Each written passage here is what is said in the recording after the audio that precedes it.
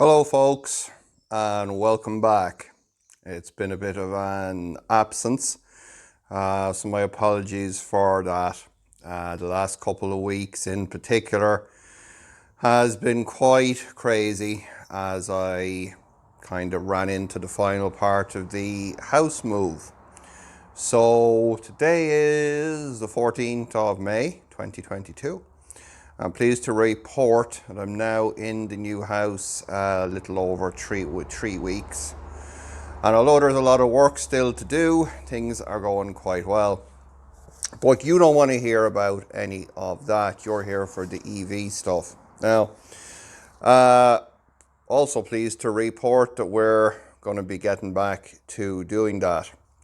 The workshop where we are now is still very much boxes. There's a real mess job here, so I've got to convert this into a working EV workshop before I can do any new conversions. But that being said, we are going to be undertaking today some repair work on the Grey Goose. Now, the Grey Goose, for those new to the channel, as they say, is our 2003 E46 Touring with Nissan Leaf motor, Tesla Model 3 PCS, and a 22 kilowatt hour Renault Zoe battery. And that car also has CCS fast charging using the BMW i3 Lim. And over the last year, since the whole house move thing broke, has been an absolute beast of a car. It's been pretty much in backwards, forwards, up and down the entire length and breadth of the country hauling stuff. About 3 weeks before the move, so about 6 weeks ago now, I was hauling a particularly heavy load of stuff in the car. And I was about 5 miles from the house here when I lost drive. So the motor redlined, but the car wasn't going anywhere. So I did the logical thing that you would do under those circumstances and mashed the accelerator pedal against the floor and basically rode my way through all possible gears in a vain attempt to get something that would propel the car. Sadly, that was not to be. The only benefit, the questionable benefit, was that there was some increased grinding and banging sounds coming from the gearbox tunnel. So I coasted over to a stop and phoned my friendly AA, who then turned up about 3.5 hours later to tow me the final 5 miles. So since then, I've been using the other cars, my wife's Nissan Leaf, the Land Yacht, and currently the Panzer.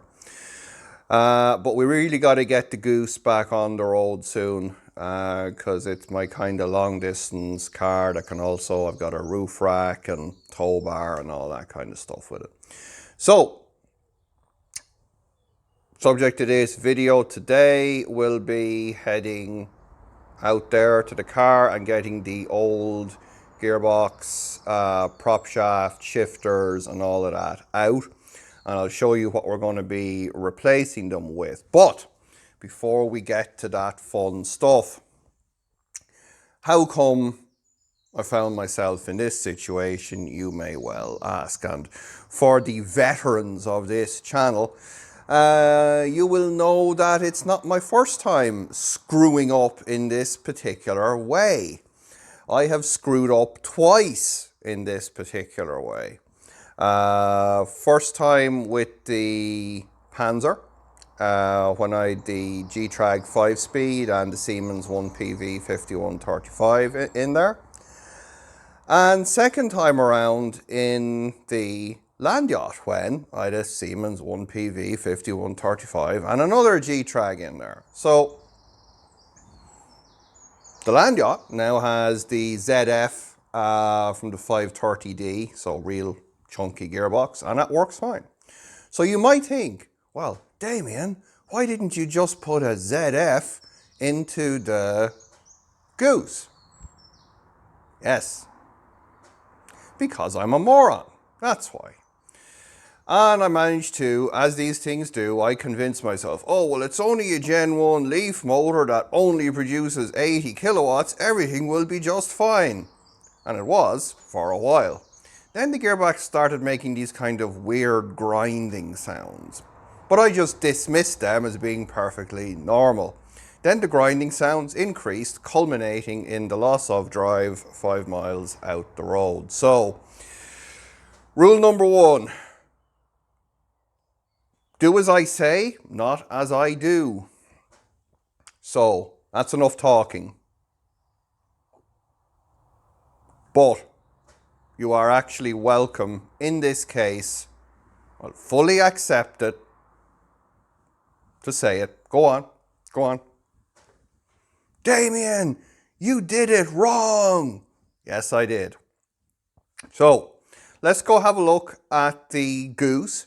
Let's go have a look at the new components that we're going to be using. And then we'll do a bit of a good old-fashioned crawling underneath the car, and you can see me generally making a mess out of things. And it's going to be a mess too, because I've had a look in there. Actually, I had a look in there last night for the first time. And the old Getrag has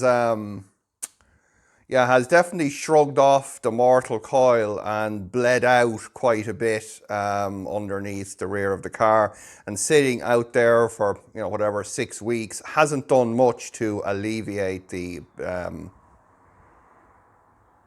triple homicide, as the Americans would say. So let's go have a look.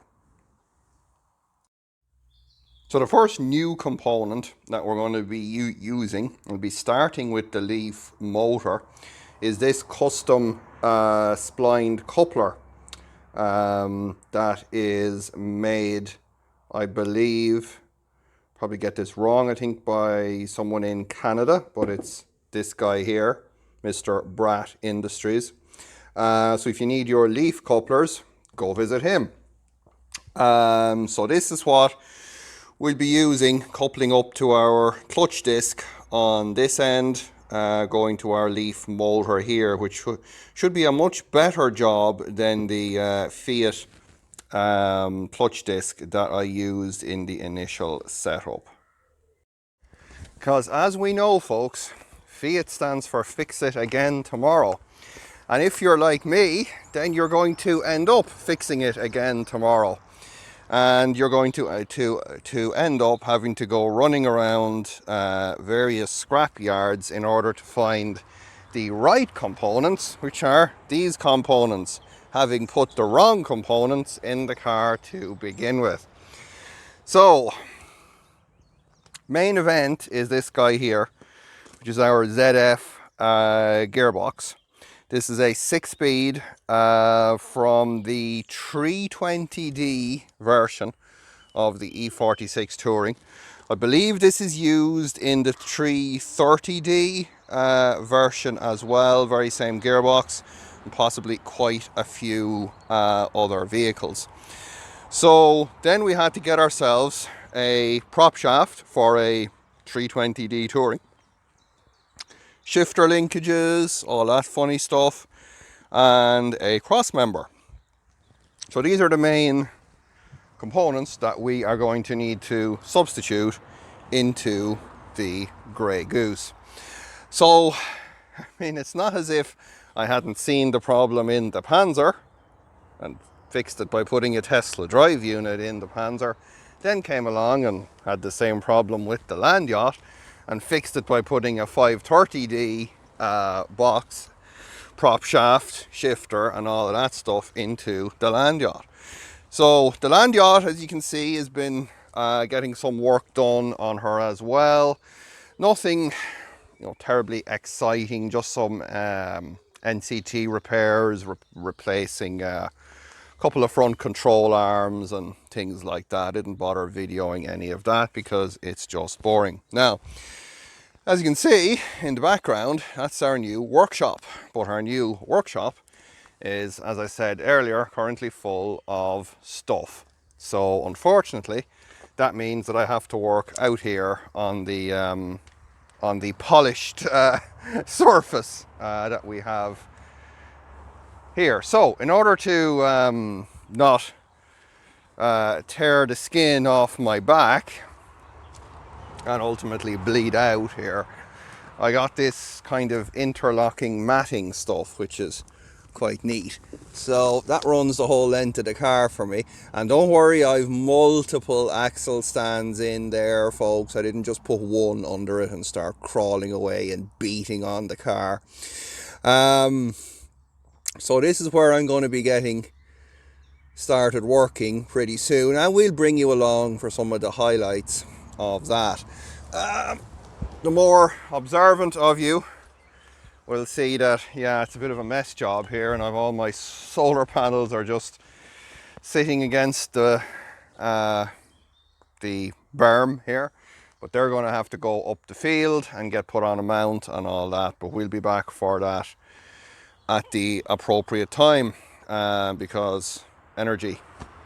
Now I'm going to go ahead and get myself organized and get ourselves under the car, and we'll see what kind of mischief that we can get up to.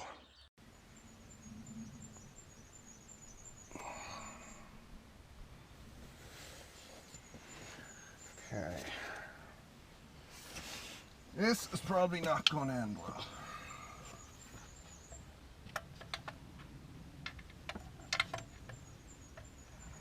For any of us, really. Least of all me.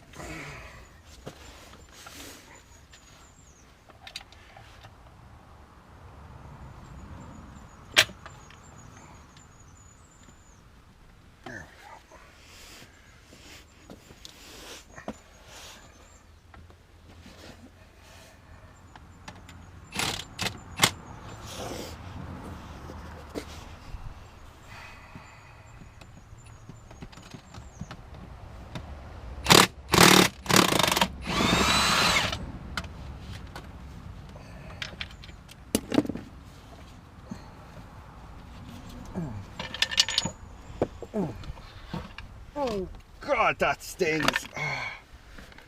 Whew. Okay, it's out.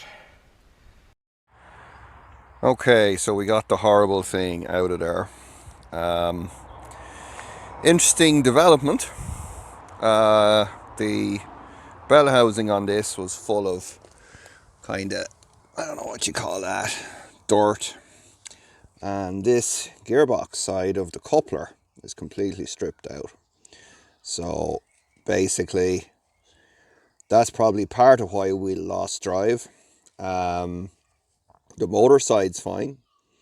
Looks okay, I think. We won't be able to see much of that. But this side that goes on the input shaft is, well, it's kind of, it locks up in some places, but not others. So it's pretty bad. So that's shot, and the gearbox itself is shot. There's no drive. It kind of clunks and clanks a bit when it does go into gear, but it doesn't give me any drive. So whatever's gone wrong in there, pretty catastrophic. Got our drive shafts. Shorter drive shaft here is our new diesel one for our ZF diesel gearbox. Now, challenge here that we have to deal with is, obviously we need to make a new coupler, which will be using the clutch disc here from our diesel gearbox because it's a different spline, and our Bratitude leaf motor coupler. So that part's okay. The challenge is with the bell housings. Now they have the same bolt pattern, but the diesel gearbox, probably won't be able to see it too well here, but yeah, maybe you will. has a different lean on it. So this is nominally, this flat part on these engines is where the cylinder head surface or the block surface is, and it's more vertical on the diesel engines than it is on their petrol counterparts. So if I was to just bolt up that gearbox, it would bolt up to the adapter plate, but the problem would be there would be about a 10-degree, I think, tilt on it, and I'd have to mess about with a custom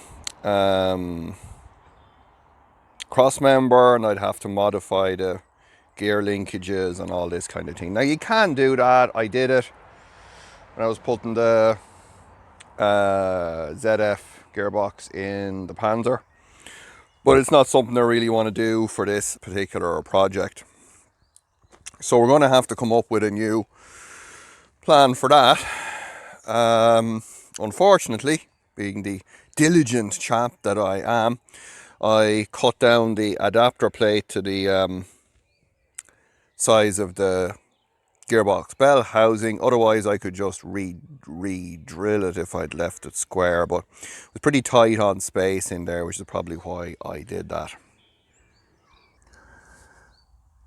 Alright, so here's our trusty leaf motor. This is the Gen 1 EM61. Got my resolver offset here, so I can record that. There it is.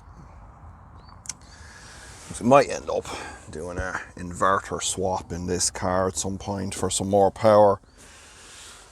We can always have more power. Now, there's our motor output shaft and our adapter plate. Let me see if I can get you guys into a kind of a better position here without damaging myself any further. There's a damaged Damien is not a good situation at all. Now, don't know if you can see that, probably can't, knowing me and my quality camera work. Alright, there we go. So, alright, there's our motor shaft. I'm going to get my, so I'm probably lying on it now because I'm an idiot. Where's my Mr. Bratitude coupler gone? And it's hiding on me. Come on, Mr. Bratitude. There he is, I got him. And I give this a little squirt of something there just to give it a bit of a cleaning. Here's Mr. Bratitude. He's a good fit. I don't want to put him on too far, but oh, that's nice. I think the splines could probably do with a clean. There is a bit of garbage on them, I think. Yeah, they're a little bit dirty.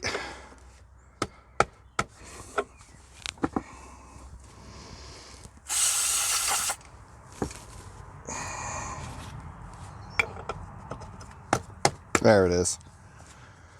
I don't want to send it all the way home yet, but so that's the good news.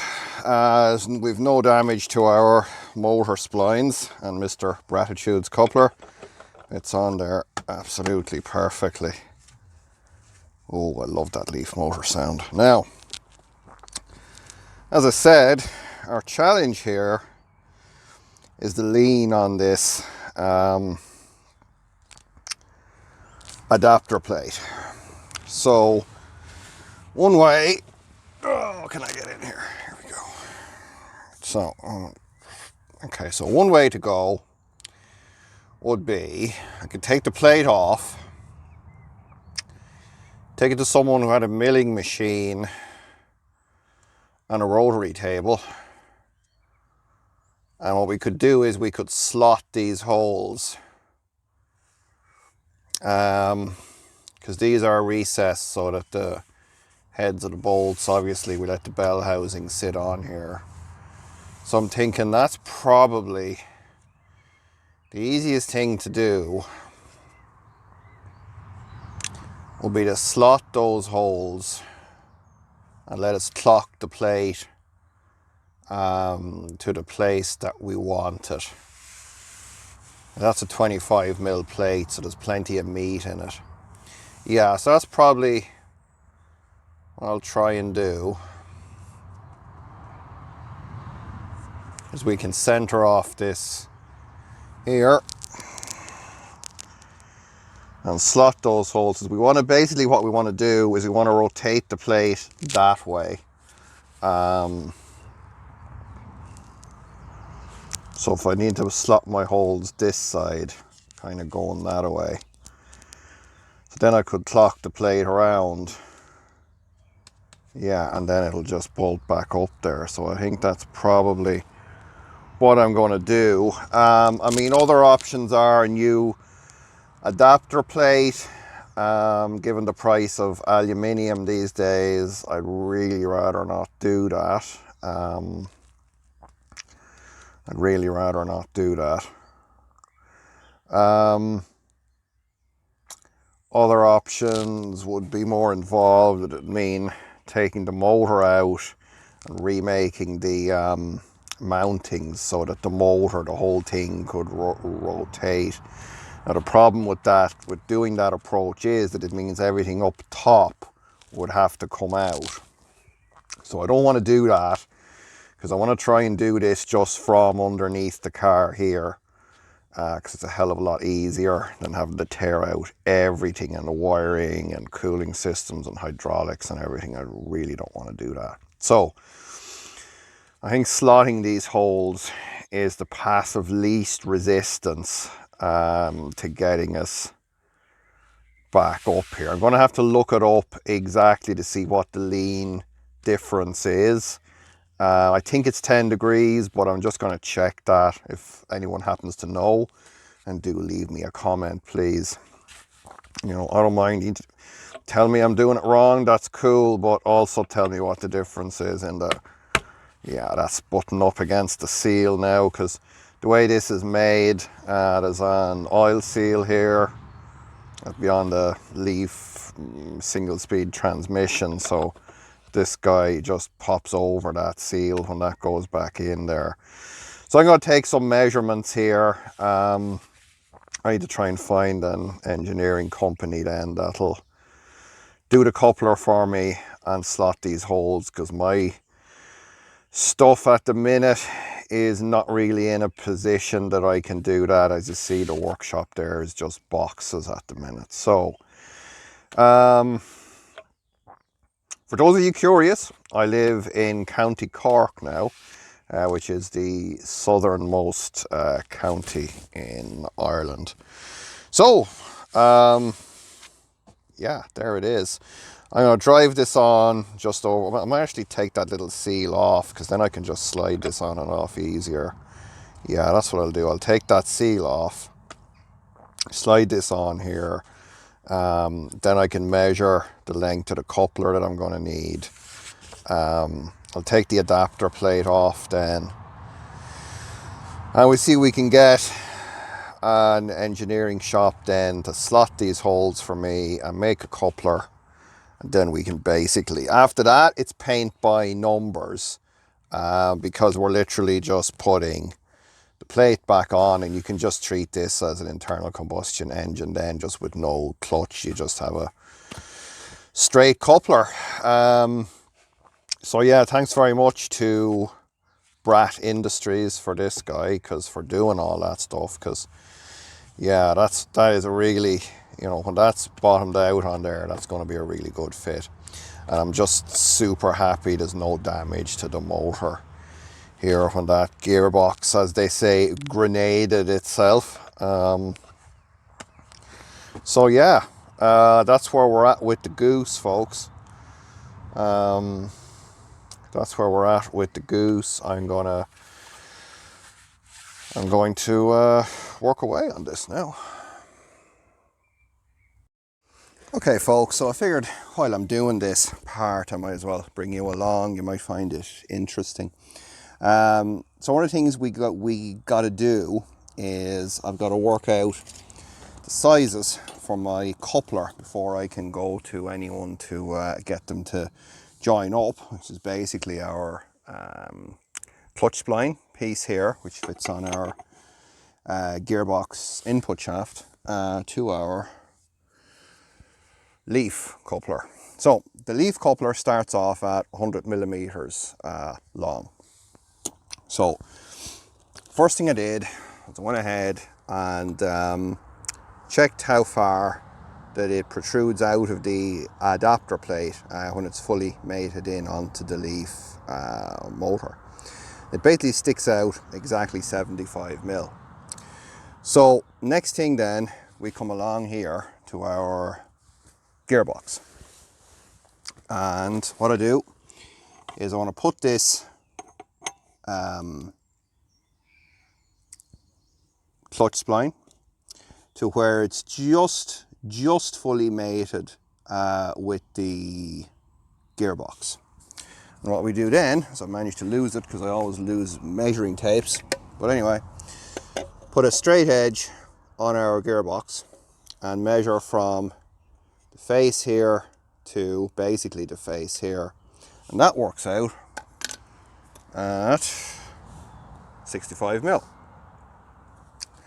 So then basically what we have to do is we have to work out the full size of our coupler.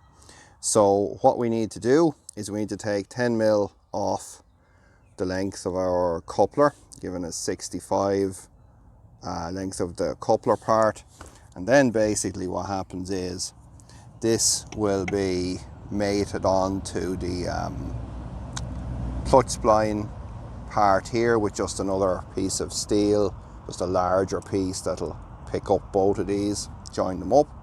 But so yeah, main thing is now I know the size, so the total length of the thing will be 97 mil. So hope I got this right. I'm gonna go away and double check my measurements maybe tomorrow just to make sure I haven't screwed this up. And then hopefully next week we can go ahead and get someone to do this for me and get our adapter plate off, so that we'll be able to clock the plate to suit the diesel tilt on our bell housing bolts. So that's kind of where we're at with our whole setup here at the minute. So I know some folks have been asking me what's going on with the truck. I think it's probably some people that didn't realise I've been moving house for nearly the past year. But basically the truck is going to be our autumn winter build. Now what I'm going to do, obviously I've got to get the workshop sorted out, but I'm going to be doing this project inside the shed. So as I said, it's going to be autumn winter kind of a project, so I have to get all of this organized in here and get probably going to end up putting a mezzanine floor up there for kind of storage and that. I have a little electronics workbench set up over there where I can just make up kits and stuff for now, but I've got to get through all of this stuff here and sort it out and put, you know, lights up in here and all kinds of things. But anyway, this is where the truck's gonna be worked on. But in the meantime, what I am going to do, the diesel engine still runs in this, and I've used it around the property for kind of moving stuff. Turned out to be quite handy. But what I'm going to do is I'm going to take it and I'm going to line it up pretty much as straight in on the door as I can. And then what I'm going to do is I'm going to start stripping it. So we're going to strip out as much stuff as we can out of this thing, like fuel tank, exhaust. I'm going to start dismantling the engine in situ. Now normally I wouldn't do that. I take them out as just one thing along with the gearbox. But the truck's gearbox is massive and I am not taking that thing out. So what I'm going to do instead is I'm going to get as much junk out of that engine bay as I can. Get rid of all the fluids, pressure wash it. I'm going to just leave the block, the crankshaft and the starter in there. And like I say, it'll be everything else cleared out, and I'll be then able to, when the time comes, just rig the starter up with a little push button and then pretty much drive this thing straight in with the starter, and then we'll be able to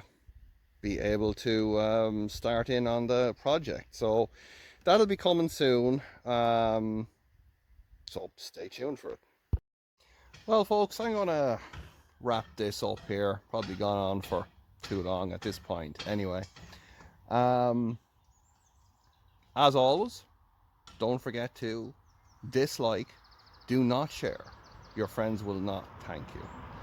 Unsubscribe to this stupid channel, and don't support me on Patreon or PayPal or that, because then I'll just do more of these crazy projects like truck. And then I'll have a proper camera, and then, you know, I won't be just using my phone and a $5 tripod. We don't want that. So that's about it. I'm going to see if I can get these bits machined for the Goose. Then we'll be back to putting the new gearbox on that back into the Goose. So until then, folks,